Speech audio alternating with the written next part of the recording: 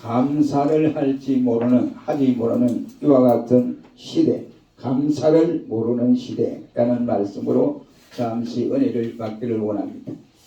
저는 이 말씀을 준비하기 전에 우리가 그동안 감사할 일이 뭘까라고 생각을 하고 우리 스승에게 전화를 했습니다. 목사님 별일 없으시죠?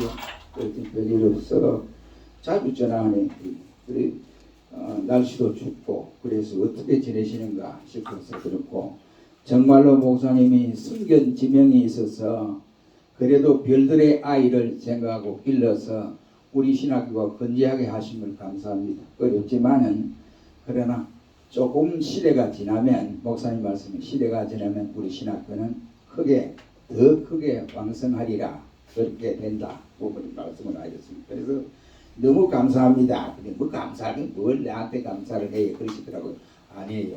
제가 어려운 시대에 있을 때에 목사님께서 저 경남에 창원에 가셔서 집회를 하시고 그 사례를 몽땅 교회로 보내서 어려움을 지내도록 했습니다. 그 어려움 지냄을 그것을 어떻게 내가 잊으며 어떻게 내가 모른 채 할 수 있습니까? 아이 그건 별거 아니야. 그렇게 말씀을 하시더라고요. 내가 감사할 줄 알아야 감사할 수 있지 않겠는가 생각하고 얼른 스승에게 전화를 해서 감사한 일이 있습니다. 오늘 본문 말씀해 보면요, 사도 바울이 사랑하는 젊은 목사 디모데에게 부탁하는 이와 같은 교훈과 격려를 말씀을 하고 있습니다. 그래서 본문에서 말세에 대해서 말씀을 하시면서, 말세라고 하는 것은 언제입니까? 끝날을 말하는 것은 말세라고 합니다. 넓은 의미로 말을 하자면 그리스도의 초림에서 재림의 기간을 가리켜서 말세라고 하고, 좁은 의미에서는 주님의 재림 직전을 일러서 말세라는 말을 쓰기도 하는 것입니다. 바울은 오늘 본문에서 디모데가 해야 할 두 가지를 말씀을 하면서 말세에는 이러한 현상이 일어난다. 그러니 너는 젊은 목사로서 이렇게 결정하고 판단을 해야 한다라고 말을 하고 있습니다. 첫째는 말세에 고통당하는 때가 이르리라는 것을 네가 알고 있어야 한다라고 하고, 두 번째는 이 말세의 때를 그처럼 고통스러운 것으로 만들려고 하는 분류들의 사람들에게 네가 돌아서라. 그와 같이 네가 함께 합류해서는 아니 된다. 그들을 돌아서라 라고 말씀을 하고 있습니다. 그러면서 2절로 5절에 그는 마지막 때의 사람들에게 이렇게 말씀을 합니다. 자기를 사랑하고 돈을 사랑하고 자긍하고 교만하며 해방하며 부모를 거역하고 감사치 아니하고 거룩하지 아니하고 무정하고 원통함을 풀지 아니하고 참수하고 절제하지 못하고 사납고 선한 것을 좋아하지 아니하고 배반하며 팔며 조급하며 자고하며 쾌락 사랑하기를 하나님보다 더 사랑하여 경건의 모양은 있으나 경건의 능력은 없는 시대가 다가온다.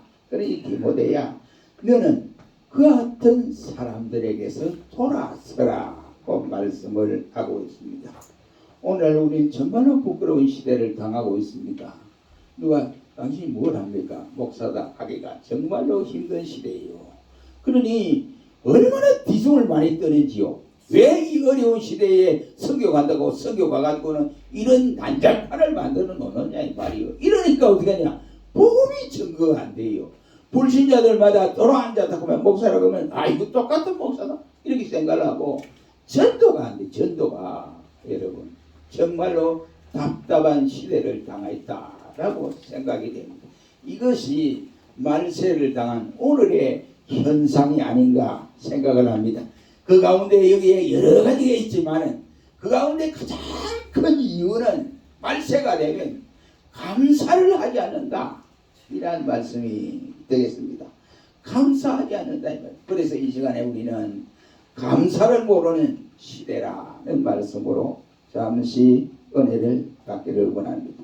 우리는 오늘 본문에 보면 예수님께서 특히 경계하는 사람들이 크게 이와 같이 나타나는 네 가지로 나타나는데, 예수님은 잔치집에서 상석에 앉기를 좋아하는 사람, 거리에서 많은 사람들로부터 이와 같이 인사받기를 좋아하는 사람들, 기도할 때 자기 의를 드러내면서 이와 같이 열중하는 이런 사람들을 예수님은 경계를 했다라고 말을 할 수 있습니다. 이 같은 사람들은 자기의 분수를 모르는 채 사람들로부터 용납될 수 없는 자들이다라고 할 수 있고, 두 번째 사람은 한 달란트 받은 사람, 그리고 등에 기름을 준비하지 아니하는 이러한 사람, 그리고 열매 없는 무화과 나무와 같은 사람을 예수님은 경계를 했습니다. 이러한 사람들은 바깥 가운데 내어 쫓기고 저주받고 버림받는 사람들이다 라고 결론을 말씀하고 있습니다. 세 번째 사람은 주님의 이름으로 빙자하여 선지자 노릇을 하는 거짓 선지자들을 말씀을 하고 있고, 말만 하고 행치 않은 위선자들, 그리고 남에게 짐을 지우고 자기는 방관하는 사람들을 주님은 경계를 했습니다.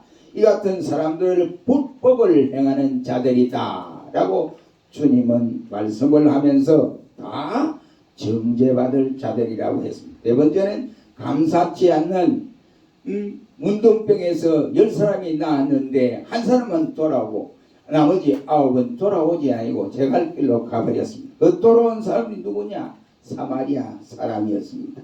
그래서 그 은혜를 모르는 도망가버린 9명의 문둥병자들, 그리고 하나님 때 부여치 못한 어리석은 농부, 은혜를 원수로 갚는 가룟 유다와 같은 사람, 이런 사람은 차라리 나지 않았으면 좋을 뻔했다라고 예수님이 말씀을 하고 있습니다. 한마디로 말하면 이 사람들은 감사할 줄을 모르는 사람들이다 라고 할 수 있습니다.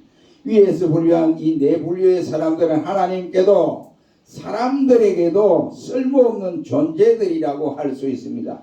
그 중에 이와 같이 가장 쓸모없는 사람은 어떤 사람인가? 감사할 줄 모르는 사람이다 라고 말을 할 수 있습니다. 그러면 우리는 감사하는 자가 되어야 되는데, 우리 성경에 보면 감사라는 단어가 194번 이와 같이 이상 나타나고 있습니다. 그러니까 이 감사가 얼마나 중요하냐 하는 것을 우리에게 깨닫게 하는 내용이라고 할 수 있습니다. 에베소 5장 4절 말씀에 누추함이나 어리석은 말이나 희롱의 말이 마땅치 아니하니 돌이켜 감사하는 말을 하라고 했고, 고로새 3장 15절 말씀에는 너희는 감사하는 자가 되라고 말씀을 했으며, 데살로니가전서 5장 19절 말씀에는 범사에 감사하라, 이는 그리스도 예수 안에서 너희를 향하신 하나님의 뜻이니라고 말씀을 하시고 있습니다. 감사는 하나님 아버지께 적극적인 명령이라고 할 수 있습니다. 감사는 우리가 하고 싶을 때 하고 하기 싫을 때는 안 하는 그러한 것이 아니라 우리는 늘 감사를 하고 살아가야 할 것을 말씀을 하고, 이 감사라고 하는 것은 성도의 의무요 또한 하나님의 명령이라고 말을 할 수가 있습니다.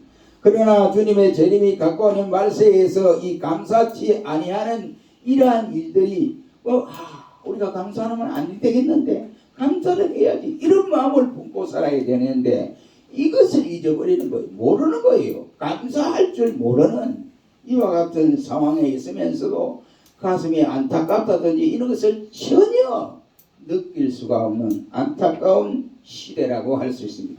이것이 비극이 아니고 무엇이겠는가, 이런 말이, 이것이 우리의 불행이 아닌가 생각을 합니다.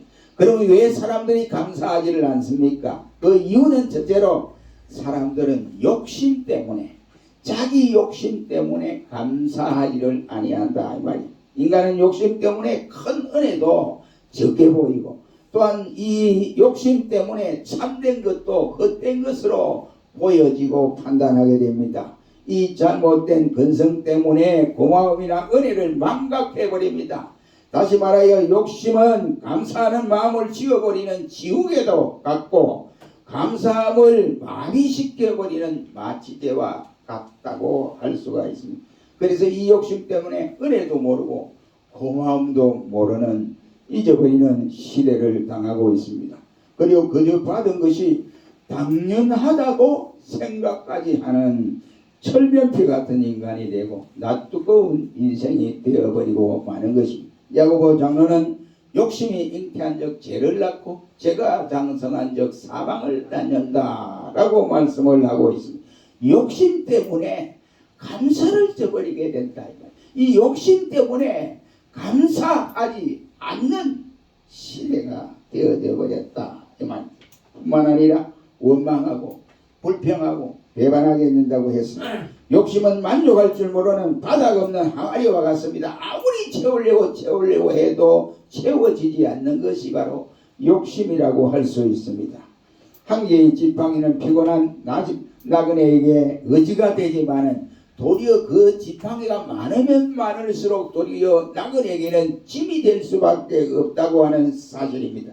맛있는 음식도 배우는 것으로 족하지만은 아무리 대식가라고 할지라도 이와 같은 음식을 더 많이 더 이상 이와 같이 먹으면 자신에게 손해가 될 뿐이라는 말입니다. 잠도 많이 자면 나태해지고 옷도 두텁게 많이 입으면 거치장 시설을 수밖에 없다고 하는 사실입니다. 바울은 우리가 먹을 것과 입을 것이 있은즉 족한 줄로 알 것이라고 말씀을 하고 있습니다.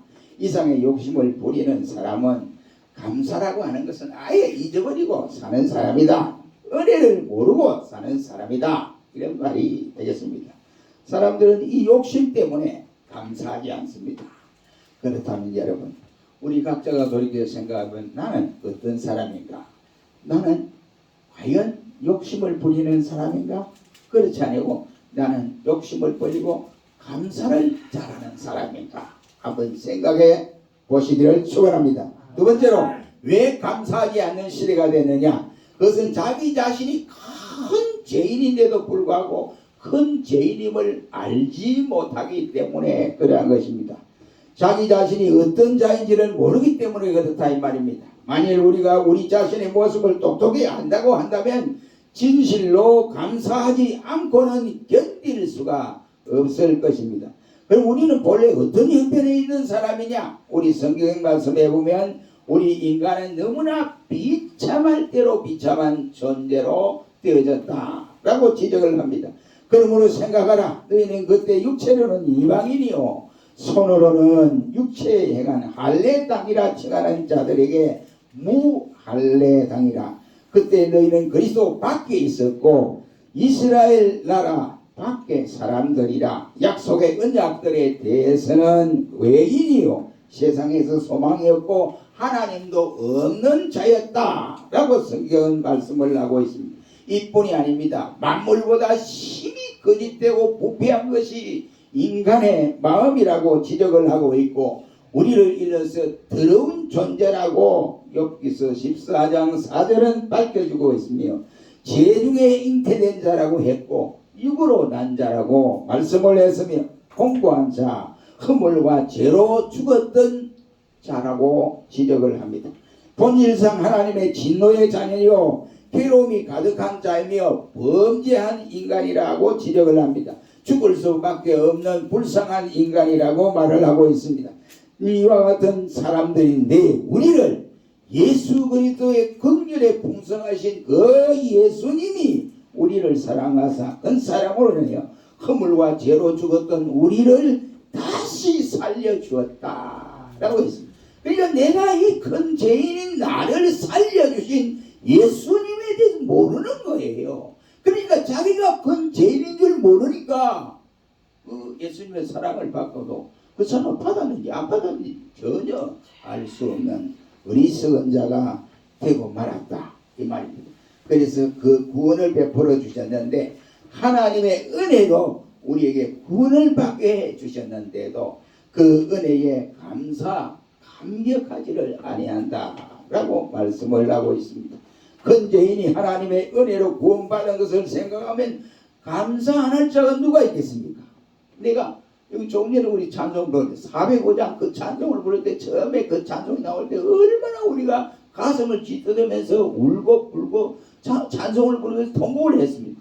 근데 이게 이제 점점 시대가 점점 이제 많아지고 있으면 시간이 지남에 따라서 그 찬송을 감동이 없어요. 감동이 왜 그러느냐 이 말이에요. 그 가슴 속에 십자가의 은혜로 살아가는 신자의 가슴 속에 감사를 잊어버리기 때문에 찬송을 불러도 냉랭하고 찬송을 불러도 감동이 오지 않아요. 그러니 이와 같이 자기가 큰 죄인인 것을 깨달아야만이 감사가 나타나게 되는 것입니다. 아멘. 자기가 이와 같이 큰 죄인이요 이것을 깨달은 자에게는 죽을 죄인인 것을 깨달은 자 이런 사람에게는 나를 살려주셨으니 감사하지 않을 수 없습니다. 우리 모두 정말로 나는 큰 죄인이구나. 이 죄인을 그만두면 지옥 보려가 죽을 수밖에 없는데 그런데 나를 살려주신 예수님의 은혜를 생각하니 감사하시기를 주의 이름으로 축원합니다. 세 번째는 왜 감사가 없는 시대냐? 감사를 잊어버렸느냐? 하나님의 크신 은혜를 모르기 때문에 그렇습니다. 여기 감사하지 아니하며 이 말은 헬라로 누가복음 6장 35절 말씀에 해석하기를 은혜를 모르는 이런 말로 표현하고 있습니다. 다시 말하면 감사란 은혜를 모르는 자요 고마움을 모르는 자라고 할 수 있습니다. 이것이 불행이 아니냐라고 생각이 되어집니다. 우리들 주위에는 은혜를 모르는 자가 너무너무 많습니다. 이웃의 고마움을 모르는 사람도 많습니다. 부모의 큰 사랑을 잊어버리는 사람도 많습니다. 하나님의 놀라운 은혜를 모르고 살아가는 사람도 많습니다. 그래서 감사를 하지 않는다라고 할 수 있습니다. 우리로 성경에 보면 이런 사람을 위해서 한마디로 표현하면 배은망덕한 사람이다 라고 결론을 지어 말씀을 하고 있습니다. 사무엘 라이프 위즈라고 하는 미국의 유명한 변호사가 있습니다. 이 변호사가 이 판사가 사형 선고를 1차 내릴 때에 또 2심에 가서 이제 변호를 하는 거예요. 변호를 하는데 78명을 구제를 했답니다. 세계적으로 유명해요. 이 변호사가. 이 사형 선고를 내린 사람을 바로 항고심을 해서 78명을 구제했는데 그 해에 성탄 때 보니까 그 78명 가운데도 한 사람도 자기에게 성탄 카드를 축하 카드를 보내준 사람이 없더라 라고 그는 자기 저서에서 밝힌 일이 있습니다. 사형수는 그의 뛰어난 변호로 말미암아 살아난 사람들입니다. 그러나 그 많은 사람들 중에 은인으로 생각하고 감사하지 못하는 사람들이었다라고 그는 저서에 밝혀주기도 했습니다. 사람은 생명의 은인도 잊어버리기를 곧잘 합니다. 이것은 정말로 무서운 죄입니다. 안토니우스는 세상에서 가장 악한 사람은 은혜를 알지 못하는 사람이다 라고 말씀을 했습니다. 다윗은 그가 이와 같이 나발이라고 하는 사람이 이 부자예요. 그래서 다윗이 나발의 목장에서 자기 사람들 데리고 이렇게 그 목장을 지켜주기도 했어요. 그래서 짐승들이 오면 짐승들을 이와 같이 양떼를 물고 가지 못하도록 지켜주고 이렇게 보호해 주었습니다. 그런데 이 다윗이 사울 왕에 쫓겨서 도망을 나왔을 때 자기와 함께 하던 무리들이 배가 고파서 이제 그 나발의 목장 가까이 와서 네 가서 내가 다윗이 왔다고 해라. 그러면 먹을 것을 주리라. 아니면 뭐 양을 잡아주든지 이렇게 해줄 것이다. 그래 다윗이 누구냐? 그들은 이새의 아들 다윗이라고 그렇게 말을 해라. 해서 이제 나발에게 보냈습니다. 나발이 참 욕심이 많거든요. 그러니까 이새의 아들 누구냐? 나 그 사람 모른다. 다윗 난 누군지 모른다. 딱 잡았던 거예요. 그러니까 다윗이 화가 안 날 수가 없어요. 그래서 다윗이 말하기를 그가 어떻게 나의 선을 악으로 갚는다는 말이냐 라고 이렇게 고백을 했던 일이 있습니다. 예수님은 병 고침을 받은 10문둥이 가운데에 사마리아 한 사람만 와서 예수님께 살해하는 것을 보고 그 9은 어디 가느냐 라고 탄식하면서 섭섭하게 생각하신 일이 있습니다. 이사야 선지자는 배은망덕한 이스라엘 백성들을 향하여 이사야 1장 말씀에 보면 하늘이여 들으라 땅이여 귀를 기울이라 여호와께서 말씀하시기를 내가 자식을 양육하였거늘 그들이 나를 거역하였도다. 소는 그 인자를 알고 나귀는 그 주인의 구유를 알건만은 나의 백성 이스라엘은 그것을 깨닫지 못하노도다 라고 하면서 탄식했던 일들이 있습니다. 선지자를 슬프게 하는 것은 금수가 아니라 사람이었습니다.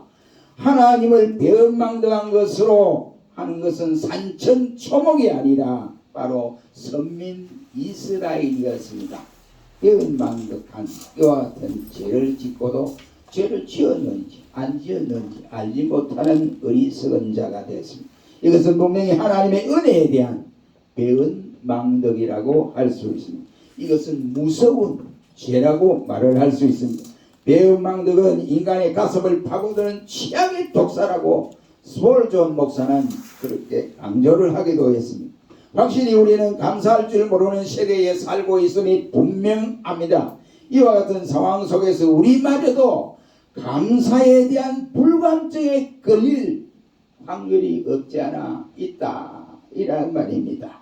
사람들은 욕심 때문에 감사를 할 수 없습니다. 그리 욕심이 배가지고 황무장사라고 하지 않습니까? 우리말에 욕심이 황무장사예요. 그러니까 욕심을 부려도 욕심이 끝이 없어요. 그러니까 이 욕심이 있으면 감사가 안 돼요. 욕심이 있으면 감사할 줄 모르는 것입니다. 우리 성경은 자족할 줄 알아라.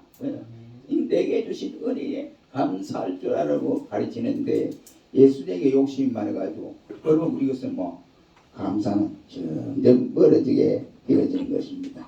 그럼 우리는 진정한 하나님께 바로 정성스럽게 감사할 수 있는 종들이 되어야 합니다. 감사는 그저 되는 것이 아닙니다. 감사도 힘을 써야 하는 것입니다. 항상 감사하기를 원한다면 어떻게 해야 되느냐? 내가 감사할 조건을 어디에서 잊어버렸는가? 잊어버린 자리를 찾아야 감사가 나와요.